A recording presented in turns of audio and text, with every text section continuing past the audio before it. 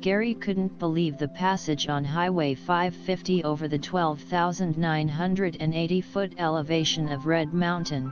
Its program south from Ouray, designated as the $1 Million Highway, was a carnage of progress, the Wilsons' destination being Durango and points west. This renowned highway was a cornucopia of twists and turns, the incline of the road finding highway signs disclosing a warning message to slow to a speed as low as 5 miles per hour through the curving deviations. The Buick, its transmission paling, registered in first gear to slow its downhill descent, the brakes being applied on numerous occasions to moderate its speed, the family taking notice that many sections of the road unchapered with guardrails. The view of the gorge below, the depth of the incline giving reverence to the perplexity of those workers who fashioned a path on the sheer cliffs of the 13,000-foot mountain. Halting their travel at Silverton, the family disembarking the Skylark, Gary noticing an emanation discharging from the Buick, a familiar odor from his peregrinations with his father during his youthful travels in a 10-wheeler loaded lumber truck, the smell of Calacent brake pads. Continuing the digression on the $1 Million Highway,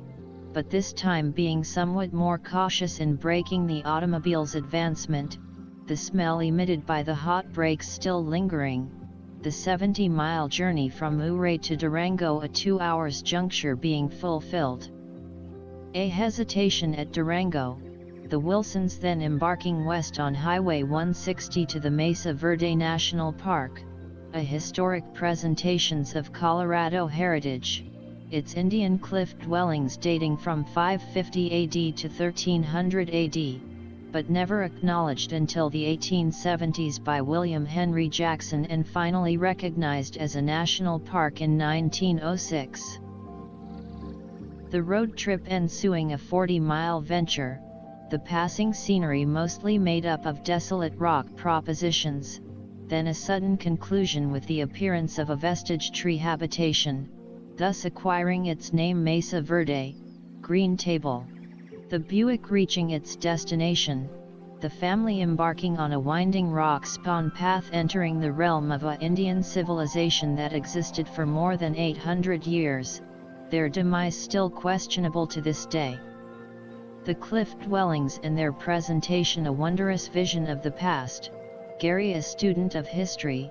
intrigued with the surroundings, a curiosity about the inhabitants' culture, their thoughts about life and the future, or was it all about survival?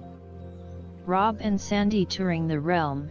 examining its remains, Gary wondering how long the permutation would hold their interest, but what really mattered was providing the opportunity,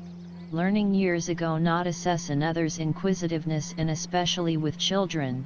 just enjoy the moment. The tour of the relics of the past completed, once again in the presence of the Buick reversing course but with a final cessation, Gary noting a sign for an overlook, 4 corners, a view from one vantage point of Utah, New Mexico, Arizona, and Colorado, the family according the winding road to acquaint the presentation. Discovering the flatland view somewhat anticlimactic. Returning to Durango, ensuing a discussion of acquainting the Durango-Silverton narrow-gauge railway tour,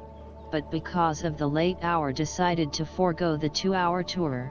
Gary desiring to arrive in Ouray before dark, postponing the event for another time. The contradistinction visits to Ouray finding Gary's mother, Betty Wilson, the dexterous matriarch traveling from California to the high-altitude region, making an aeronautical entrance to the Montrose Airport to join them in Ouray to celebrate the abundance of the Colorado mountains. The Murrow family playing host to the eldest Wilson, sharing their riverside trailer pavilion for her stay, Gary happy to see a closer articulation of the two families. Acknowledging his mother's presence as an uplifting experience, her attendance giving acquiesce that another family realm existed besides those propagated from the domination and dynasties of Kansas and Oklahoma. With the new arrival, a return to many of the local enhancements including the Dominion of Box Canyon and the Cavalcade of Rushing Water. Gary's mother spending the better part of a week experiencing the presentations of Ouray community and the overpowering instigation of the Rocky Mountains. A departure time having ascended, the Wilsons' River Edge Motel provision having expired, but a desire to remain another day was acquired, a move up the street, a block away to the historic Western Hotel, its remnants from an earlier era. The dining room and bar a depiction of something out of a Western movie, the upstairs rooms having old metal spring beds, the restroom a commune down the hall, the experience of peregrinations back in time. The departure morning the family enjoying a buffet breakfast in the Western Hotel, Gary and Jan visiting with the proprietors, the conversation revolving around the sale of the property, its ascension and its despondence. For a second a peak of interest bridging Gary's mind, a move to Colorado brandishing itself, but being dismissed as only a dream of a beholder. With the Wilson family departure in the morning, Sean, Gary's brother-in-law, affirming he would see Gary's mother Betty to the Montrose airport the following day, Gary very appreciative of Sean's gesture. With goodbyes having been said, the Buick once again embarking on a journey, only this time east towards Kansas.